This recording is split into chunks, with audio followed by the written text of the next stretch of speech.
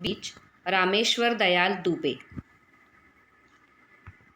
किसी नदी के किनारे एक बीच पड़ा था। वह बहुत छोटा था। वहाँ एक चिड़िया आई।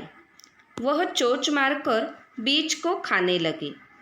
तब बीज बोला, रुकी रहो, ज़मीन में गड़ने दो, डाल पात होने दो, तब तुम मुझे खाना।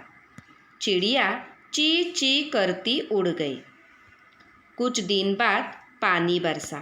पानी और धूप पाकर बीज में अंकुर फूटा।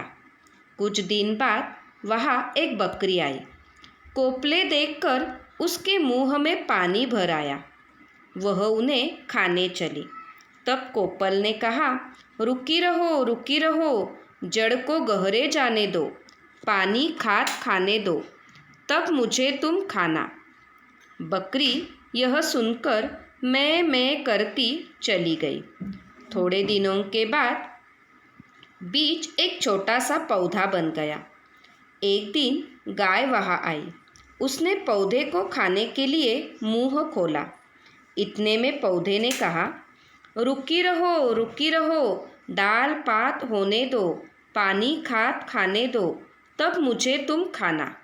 यह सुनकर गाय रंभाती हुई चली गई। बहुत दिन बीत गए।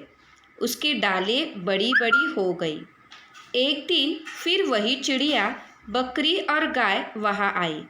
उन्होंने एक दूसरे से पूछा, वह छोटा पौधा कहाँ गया? तभी पेड़ बोल उठा, मैं ही बीज हूँ, मैं ही अंकुर हूँ, मैं ही पौधा हूँ, मैं ही पेड़ हूँ। अब मैं तुम सबके काम आ सकता हूँ। यह सुनकर सब खुश हो गए।